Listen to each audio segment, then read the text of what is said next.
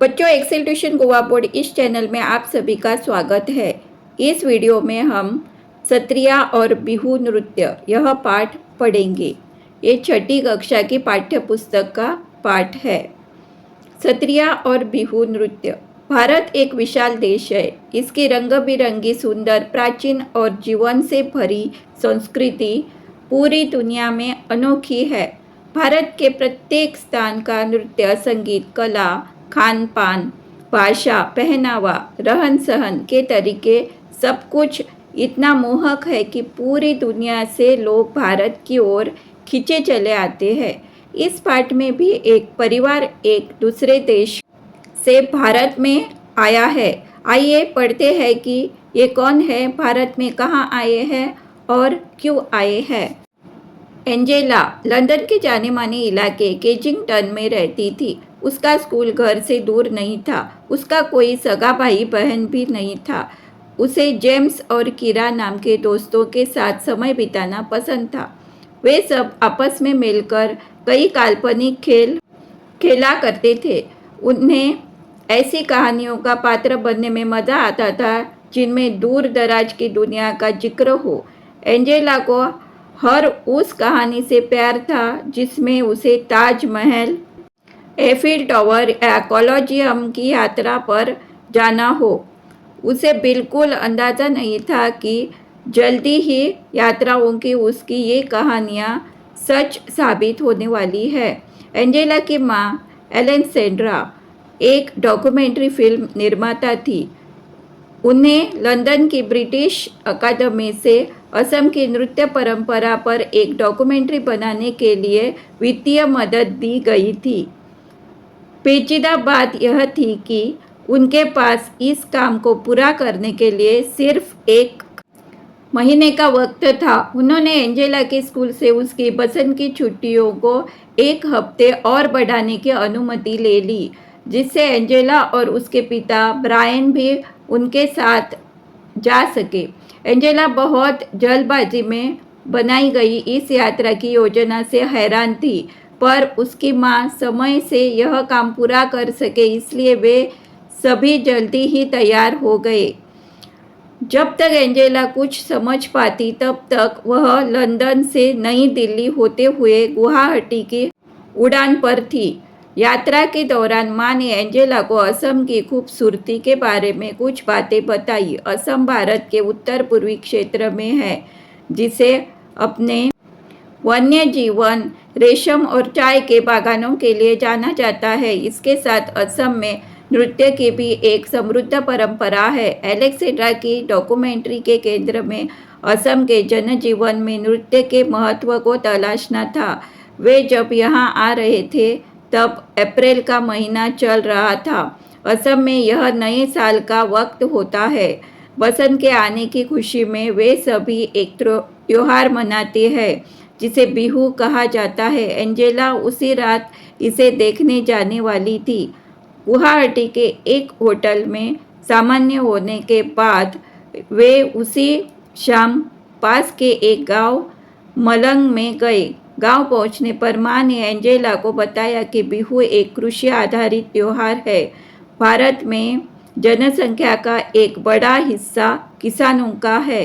असम में बिहू साल में 3 बार मनाया जाता है। सबसे पहले जब किसान बीज बोते हैं, फिर जब वे धान रोपते हैं और फिर तब जब खेतों में अनाज तैयार हो जाता है। एंजेला कार से उतरी। वहाँ आसपास उत्सव जैसा माहौल देखकर वह हतप्रभ थी।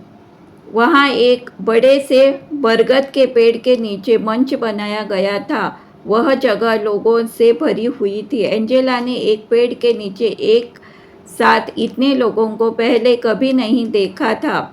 वहाँ खुले आसमान के नीचे लोगों के बीच बैठकर उसे ऐसा लग रहा था जैसे वह आश्चर्यजनक रूप में किसी टाइम मशीन में आकर बैठ गई हो, या क्या वह उस वक्त किसी सपनों की दुनिया में थी। वह मंत्रमुग्ध होकर वहाँ लड़के लड़कियों को बसंत ऋतु के आगमन पर नृत्य करते देख रही थी। एंजेला ने इस बात पर ध्यान दिया कि लड़कों ने वाद्य यंत्र ले रखे हैं और लड़कियों ने लाल और बादामी रंग की गहरी डिज़ाइन वाली खूबसूरत पोशाक पहन रखी है। वे सभी काफ़ी रंगीन और मस्त लग रहे थे। उनका हिलता डुलता शरीर, हाथ पैर की हलचल से समझ आ रहा था कि वे मौज मस्ती के नृत्य में खोए हुए हैं।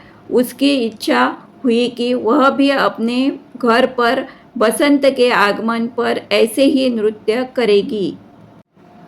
बिहू नृत्य और इसके उत्सव से अचंभित एंजेला और उसके परिवार ने इसके साथ साथ लजीज पकवानों का पूरा आनंद लिया। जब वे वापस लौटे तब माँ ने एंजेला से पूछा कि उसे बिहू कैसा लगा।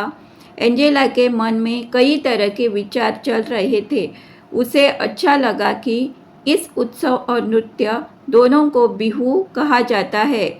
उसने माँ से पूछा कि क्या संगीत और नृत्य सिर्फ त्योहारों पर ही होते हैं।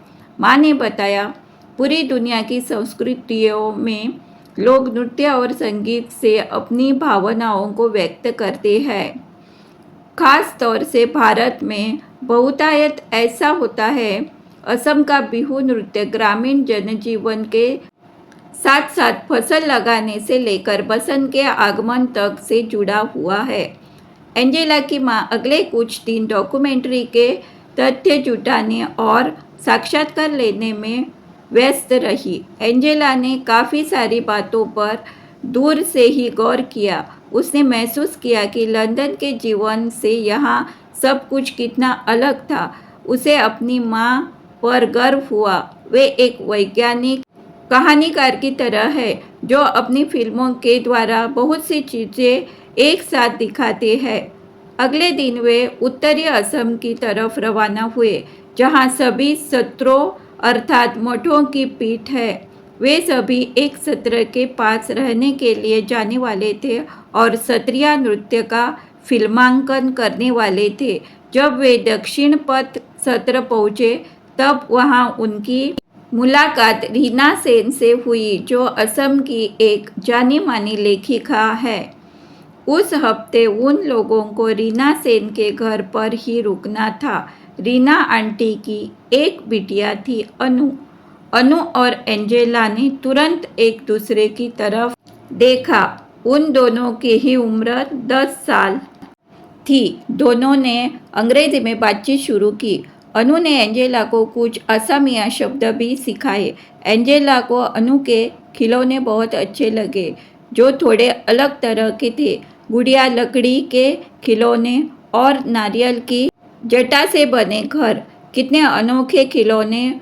उसने लंदन में ऐसे खिलौने कभी नहीं देखे थे। अनु का पसंदीदा खिलौना लकड़ी का बना तीर कमान था, जिसे लेकर उसे राम बनना बहुत अच्छा लग रहा था। एंजेला उसकी विरोधी बनी थी, शक्तिशाली रावण। वे एक साथ खेल रहे थे। उस कूद फांद और लड़ाई का कोई अंत नहीं था। एंजेला और अनु ने देखा कि अलेक्जेंड्रा ने वैष्णव मठ के सभागार में नृत्य कर रहे युवा साधुओं का फिल्मांकन किया। एंजेला आश्चर्य में सोच रही थी कि क्या सत्रिया नृत्य सिर्फ लड़कों और पुरुषों के लिए है। एंजेला और अनु सोच रहे थे कि काश वे भी इन युवा साधुओं की तरह गा सकते, नृत्य कर सकते और छद्म युद्ध लड़ सकते। माँ ने एंजेला को बताया कि 20वीं शताब्दी के मध्य में कुछ साधु मठों से बाहर आकर पुरुषों और महिलाओं को सत्रिय नृत्य सिखाने लगे। शुरू में ऐसे साधुओं को मठों से निकाल दिया गया, लेकिन आधुनिक दौर में महिला सत्रिय कलाकारों के लिए मंच पर नृत्य करना आम बात हो गई है। उस रात माँ महिला सत्रिया नृत्यांगनाओं का फिल्मांकन करने वाली थी। एंजेला बहुत उत्साहित थी। उसने रीना आंटी से आग्रह किया कि वे अनु को भी सत्रिया नृत्य में महिला नृत्य को देखने के लिए साथ आने दे। आंटी ने स्वीकृति दे दी। उस रात अनु और एंजेला सत्रिया नृत्य देखने गए, जिसमें भगवान विष्णु 2 द्वारपालों जय विजय की कहानी थी। पर्दा उठा और एंजेला ने देखा कि सफ़ेद पगड़ी लुमा टोपी में दो महिलाएं नृत्य और नाटक की शैली में कमाल का अभिनय कर रही थी। जैसे जैसे कहानी आगे बढ़ी, उन दोनों ने देखा कि किस तरह जय और विजय ने कई बड़े ऋषियों को भगवान विष्णु से मिलने नहीं दिया, क्योंकि उस वक्त भगवान विष्णु सो रहे थे। ऋषि नाराज हो गए। उन्होंने जय विजय को असुर बनने का श्राप दे दिया। भगवान विष्णु की नींद जब टूटी, तब उन्हें अपने द्वारपालों को बचाने के लिए आना पड़ा। उन्होंने वचन दिया कि वे जय विजय को मारकर उन्हें श्राप से बचा लेंगे। बाद में जय और विजय दोबारा भगवान विष्णु के द्वारपाल बने। एंजेला को यह कहानी नाटकीय और दिलचस्प लगी। क्षत्रिय महिला नृत्यांगनाओं ने जिस प्रकार की शक्ति, बल और आकर्षण प्रदर्शित किया, वह अद्भुत था। एंजेला को लगा कि उन महिला कलाकारों की प्रस्तुति क्षत्रिय नृत्य करने वाले पुरुष कलाकारों से भी बेहतर थी। इसके बाद के दिनों में अनु और एंजेला के ख्यालों में बस क्षत्रिय नृत्य ही घूम रहा था। उन दोनों ने स्वर्ग के द्वारपाल जय विजय की तरह हथियार और तलवार चलाते हुए नृत्य किया। अलेक्जेंड्रा की इस उत्सुकता को समझ गई और वे उन्हें क्षत्रिय कलाकारों के होने वाले साक्षात्कार में साथ लेकर गई। एंजेला और अनु बहुत खुश थी। उन नृत्यांगनाओं के नाम प्रिया और रीता थे। वे लड़कियों को क्षत्रिय और बिहू के कुछ खूबसूरत मुद्राएं और बारीकियां सिखा रही थी। एंजेला अत्यधिक प्रसन्न थी। वापस लौटने के बाद भी वह चलने, खाना खाने और यहाँ तक कि खेलने के दौरान भी नृत्य करती रही। वापस लंदन जाने के बाद वह उन सभी रिकॉर्डिंग्स को देखती रही जो उसकी माँ ने रिकॉर्ड की थी।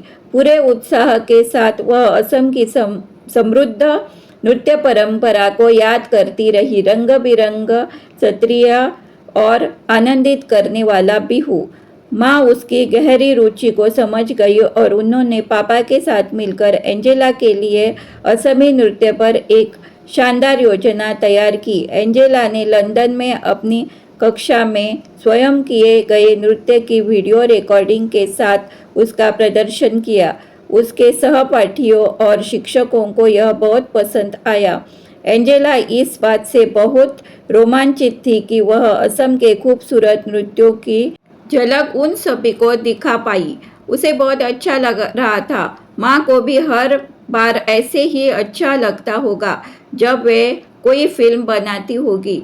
अब एंजेला के पास अपने लिए असम के नृत्यों, बिहू और क्षत्रिय के साथ अपना खुद का मनोरंजन था। लेखिका जया मेहता। धन्यवाद। Thanks for watching. Do like, share and subscribe for more such videos.